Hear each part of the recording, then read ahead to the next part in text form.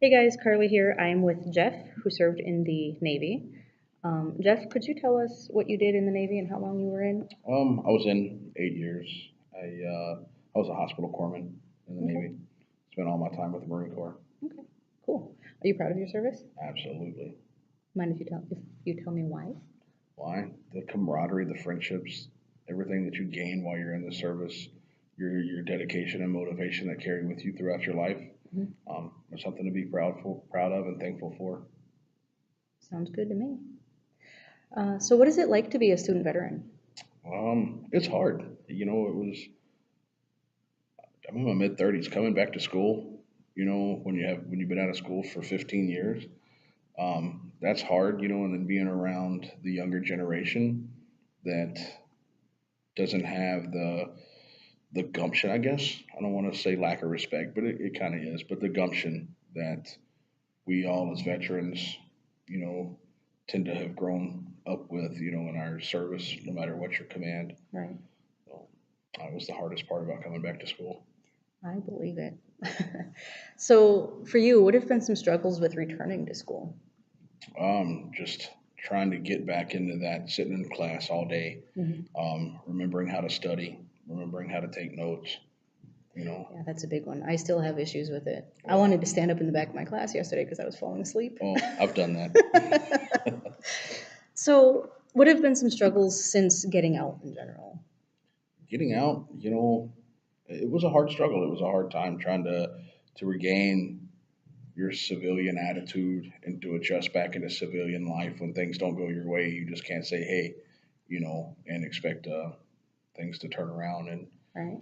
and go your way. It doesn't always work. How long have you been out? I've been out since 2008 from active duty.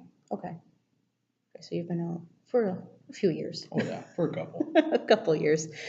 Yeah. How long did it take you to adjust to being a civilian? Well, It's still an adjustment period. okay. I ask because personally, I'm struggling through that. I've Uh, been out for 2 years, yeah.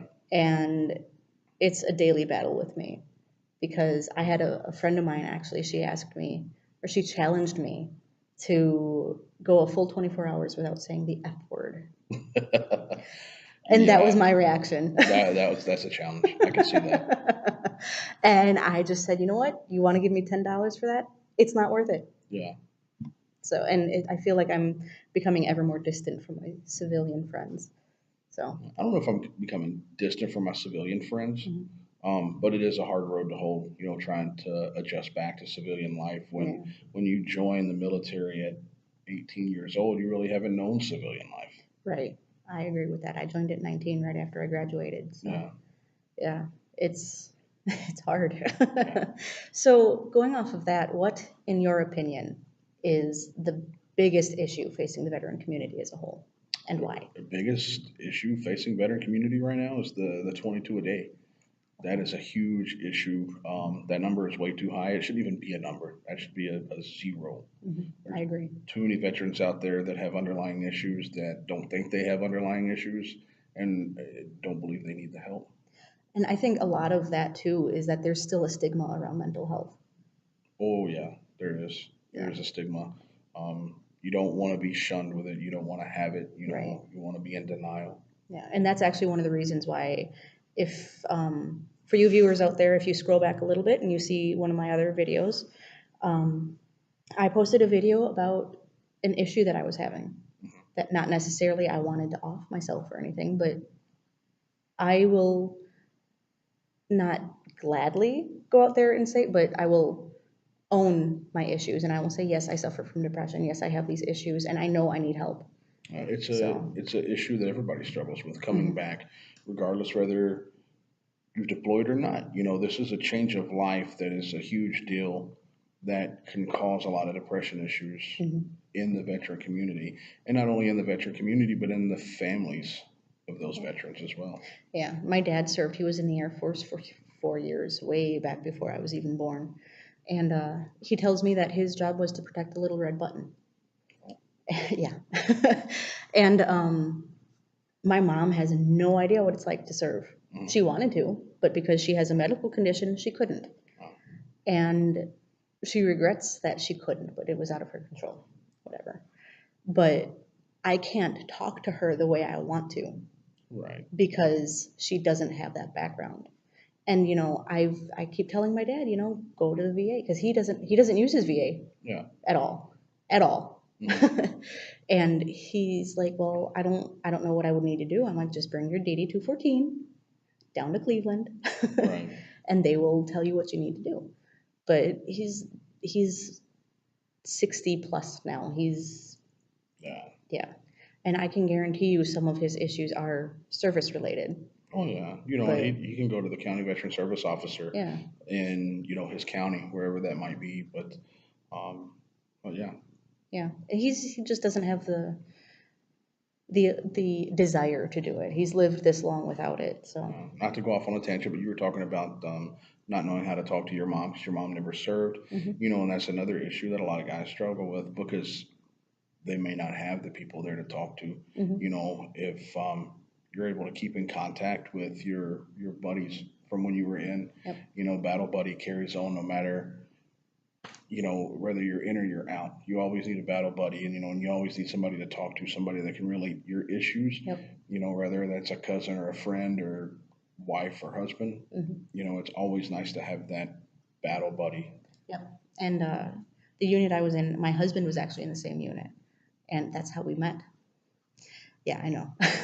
It is what it is. But people would always, when we were both in, they would say, "Well, where's your battle buddy?" And I would always just point to him because we live together. Right. And it was frustrating, but it was also comforting at the same time, knowing that we could be there for each other. And even now, I have a friend out in Maryland who's just now, after being out for, I think, 10 years, he's just now getting back into the VA and getting his mental health taken care of. I got a friend of mine like that in Indiana. And his mental health, we talk back and forth, when he's getting into the VA. And Mm-hmm. I got friends like that in New York and Yep. everywhere. Yeah. And, I like to check in with him, especially now that he's open about it and getting help. And I like to check in with him and make sure that he's doing okay because, he has his wife, he has his kids, but sometimes you just need that veteran shoulder to lean on. Absolutely.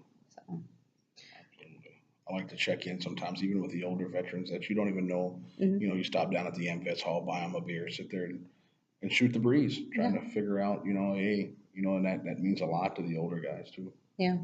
And the thing that I like to relate with fellow veterans, and there's one floating around campus here. He just got told that he needs to start using his cane all the time, and I have issues with my knee, so I wound up having to use my cane for the last few days. And I sent him a picture on Facebook. I'm like, guess who's joining the cane club?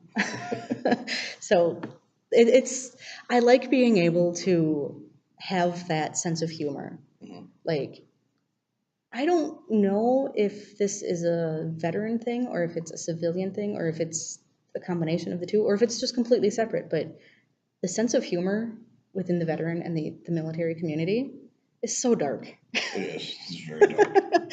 It's amazing. Like, I love it. And people see me and they're like, how can you make a joke of that? I'm like, that's That's how you deal with the issues, I guess. yeah, It's you go to the bar and you got your beer drinking buddy over here, and you try yeah. to make a joke with them, and they don't catch on quite as well. Yeah, and there's some videos out there of how civilians react to your veteran sense of humor or whatever, and it's so dead on. Oh yeah. It's so true. I wish it wasn't. Because all I do is like my whole life surrounds this whole veteran community, and like this is my passion. I don't know if you attended the Learn Lead Succeed thing. Well, they had a motivational speaker, John Vroman, Okay. and that is what I want to do. I want to be the motivational speaker, but I want to do it on veteran issues, and that's what spawned this. Yeah. So this is like my stepping stone, and being passionate about something. I never knew I could find a passion like that until I joined the service. Yeah. And having joined the service, I didn't know I would find a passion until I got out of the service. So I'm really excited that this is happening. That's good. So yeah. This is a big deal, and I think if it'll take root, it can spawn into something great, just to be able to reach out and touch out to the veterans and be able to bring them in together. That way, Right. the ones that don't have anybody to talk to, now they Right, do. right. And that's basically what I'm trying to do right now is I'm trying to get the fan base, if you will, bigger. I'm trying to get the word out. And I need people, especially over the summer, because I'm trying to do one interview a week. I need people to volunteer over the summer because I haven't quite figured out how to do the telecommunication ones yet. Because I have people in other states who are willing, but I have no idea how to figure it out yet. So if you guys know, let me know. I'll consider it. Way beyond my league. I'm not a computer guy. So I think that's all we have for today. If you have any questions of me, of our viewers, anything, No, I think we got it. that's it. Okay. Well, guys, it was great talking with you guys and great interviewing you. Thank you. So glad you volunteered. Oh, no problem. I'm glad I found it. This is, I think this is a good thing you got going on here. And once it takes root, it'll be great. And that's what I hope for. So spread the word. Oh, yeah. Thank you guys. I will get this posted as soon as possible and keep an eye out for the Monday questions. Do you know about the Monday questions? I seen it on Facebook the other day, but yeah. Okay. Keep an eye out for the Monday questions. I have a new one every week. Winner of the questions gets bragging rights because that's all I can give out right now. So, sorry for the shaking. All right, guys.